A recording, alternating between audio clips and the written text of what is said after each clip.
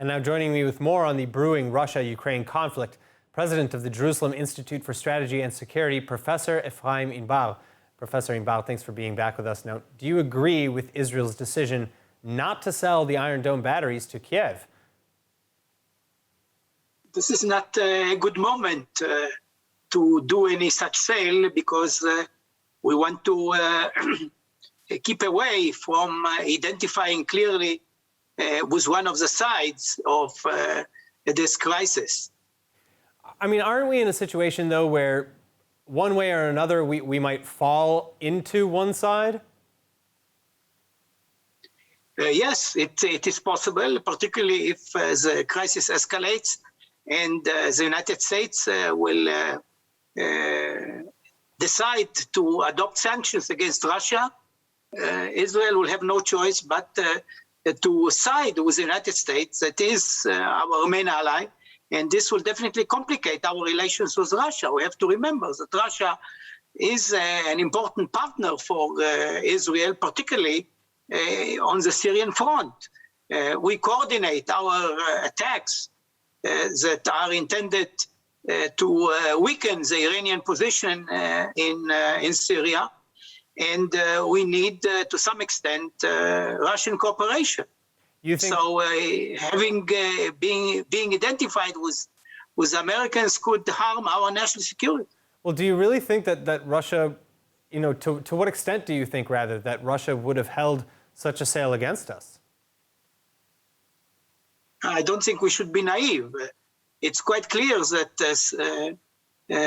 giving to the Ukrainians a very potent anti-missile, air defense system will, to some extent, neutralize the ability of the Russians to shell Ukraine with missiles.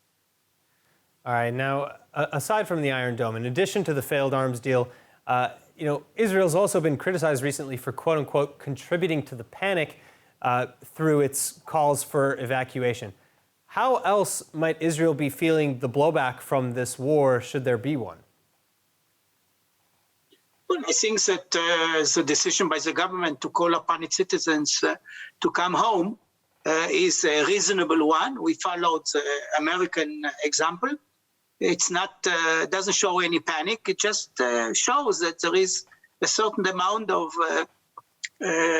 seriousness in dealing with this crisis. All right. Now, Russia is actually also insinuating that there's still a chance to come to an agreement with the West and prevent a conflict, I should say, a larger conflict. Do you think that this is a real offer, though? What would it take to get Putin to calm down and avoid war? Well, I think Putin does not really want a war. He understands that a war is harmful. But by all accounts and reports, he is maybe even romantic about reuniting the former Soviet countries. So it doesn't sound like he's going to give up on his ideals of reabsorbing Ukraine and the others. I think that the Americans should decide on making a promise that Ukraine will not become part of NATO. I think that this is a clear strategic interest of Russia, and not to allow NATO to become closer to Russia borders. And we shouldn't forget that Ukraine is not, a country with a long history.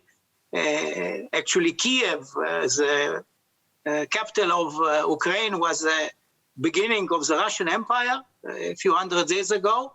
And Ukraine should not become part of NATO. It should be Finlandized. I think this would be a reasonable compromise that Putin can live with. And the West should live with it as well. We should not forget that Finland was a democratic country within the security orbit of the Russians during the Cold War. All right, so many have pointed out the timing of this conflict as it's coming amidst the height of the Olympics in Beijing and the JCPOA negotiations really with Iran and Vienna, the culmination of those talks. Do you think that this timing was leveraged by Putin on purpose, and was it effective enough in dividing the West's attention and strength? It's very difficult to read into the mind of Putin, but definitely when he alluded, insinuated use of force, this brought about American attention. It is a clear example that threat of use of force is effective, and the Americans that have disregarded Russian security concerns for years have come to the negotiating table. All right. Professor Efraim Inbar, thank you so much for joining us and for sharing your insights on this topic. My pleasure.